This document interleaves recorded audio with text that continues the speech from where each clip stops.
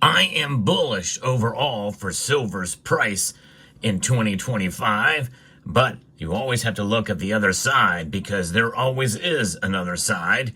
And right now, at this moment in time, there are three things that could upset silver's momentum for this year and beyond. We're going to take a look at what those are in this video as we explore.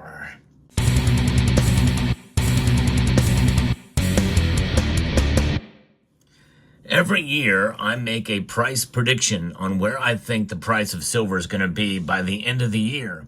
And usually in that price prediction, I say that silver will hit a certain price target either within that year or by the end of the year, even if it pulls back. If it hits it, then that means I've been right.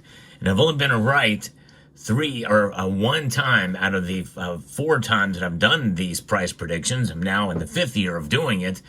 And it's always good to take a look and see what could work against your price prediction.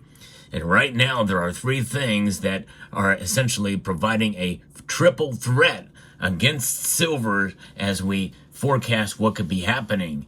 And we're going to look at those here in this video. Before we get into that, we have to understand that there are times when there's going to be dips. It's just the nature of all markets.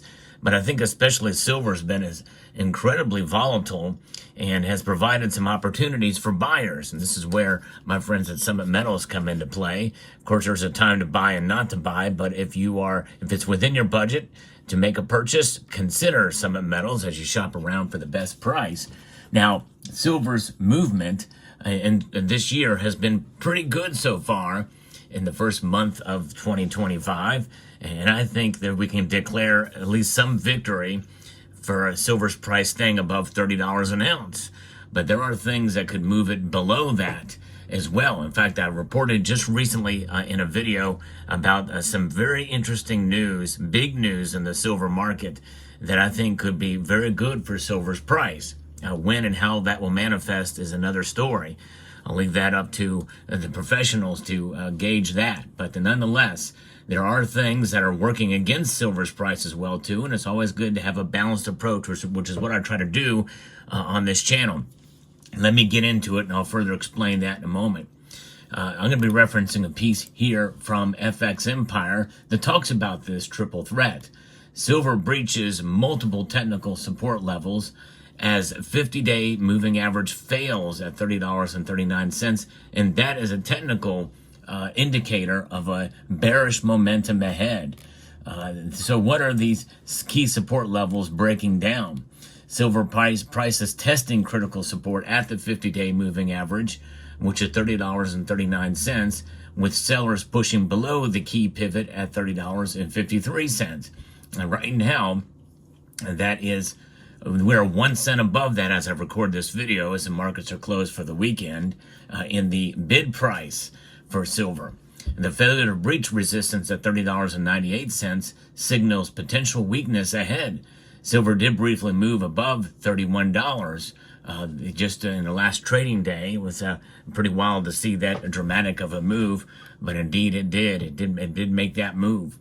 And so the failure to breach this resistance signals this weakness potentially ahead despite gold's recent strength, which would further move the gold to silver ratio higher.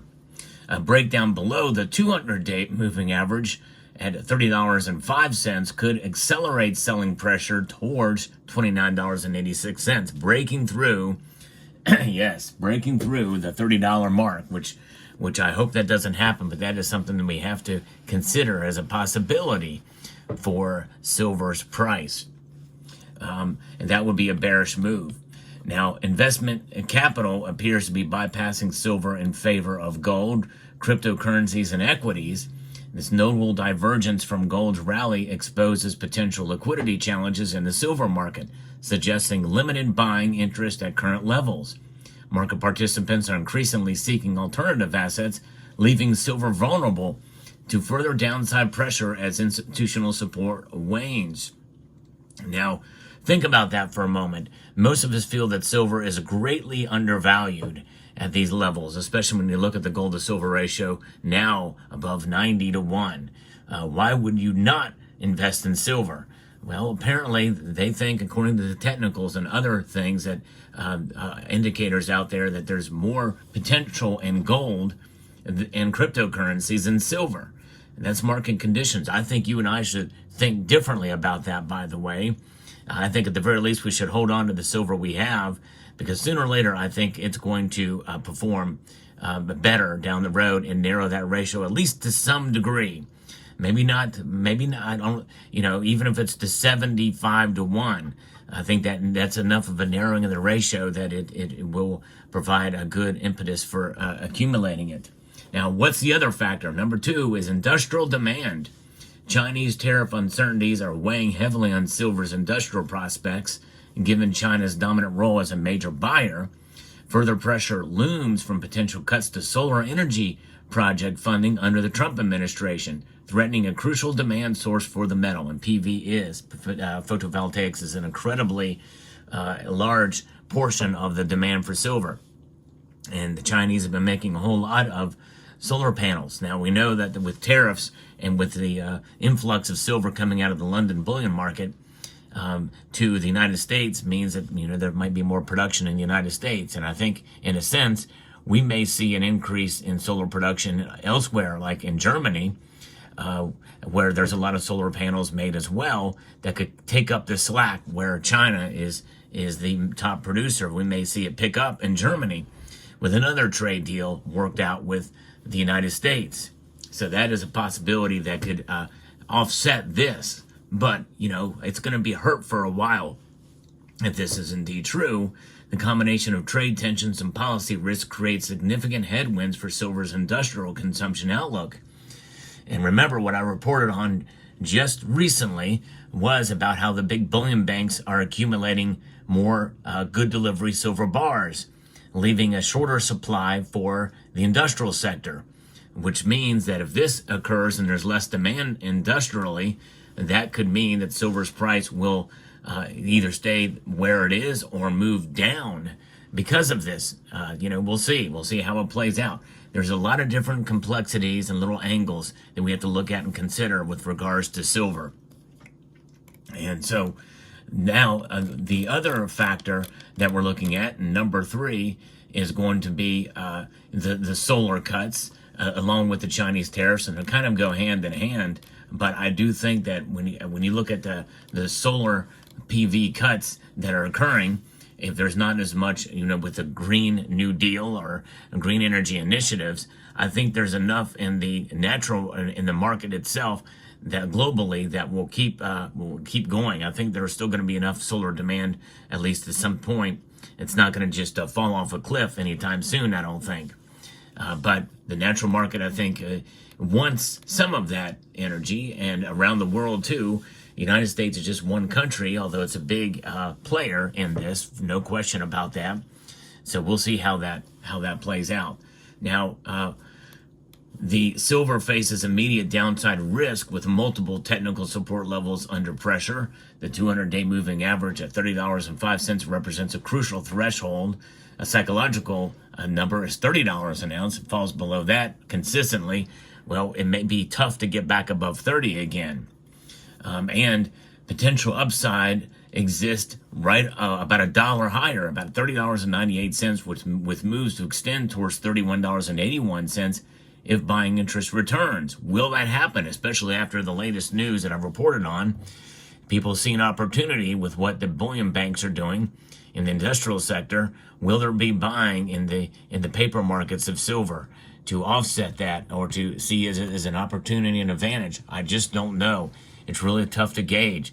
But right now, there is not as much excitement, or may not be as much excitement, even after the news that I reported on recently for silver. So we'll see.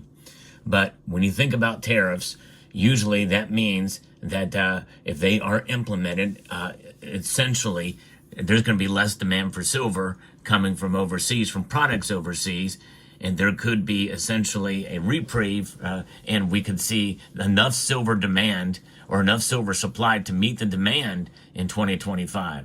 And that is going to leave silver prices either stagnant or falling. So those are the 3 different factors that could come into play. To recap, is the technical trends that we're starting to see now, which are moderately bearish for silver. The lack of solar demand, and that is in concert in part with the tariffs as well, but also with legislation with the Trump administration that is not mandating as much solar panels to be erected. However, there is still, and that will occur, that could actually bring prices down for solar, and we may see increased demand for it.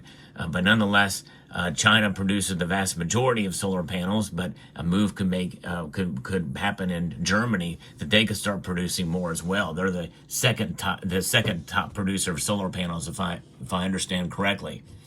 There is also two different aspects and angles to solar that we have to consider as that third tier. Number one is there's a technology that makes them a lot more efficient, that requires more silver per panel than the regular 20 grams now. I think over an ounce maybe could be used in each of those. And there's another technology that means it requires, for the same amount of performance, to use less silver in these panels. And so likely we'll see a combination of both of those in the coming years. If that technology proves out, we'll see. So there you have it. This is what I like to do in the channel, is to give you different sides and different angles with regards to the silver market that could move the price one direction or another. And my goal is to provide you with enough information and with diversity of information to be able to make wise decisions to buy or sell. However, do not take what I say here as the only source for your buying needs from anywhere. Even though I'm sponsored from a bullion dealer, Summit Metals, you should not make decisions based off of what I say about silver as to whether or not you should buy silver or not. It's crucially and fundamentally important to understand. So there you have it. I hope you found this video informative, insightful, and educational. Would like to extend a multitude of gratitude to each and every one of you for taking the time to watch, and to encourage you to please rate, share, comment, and subscribe.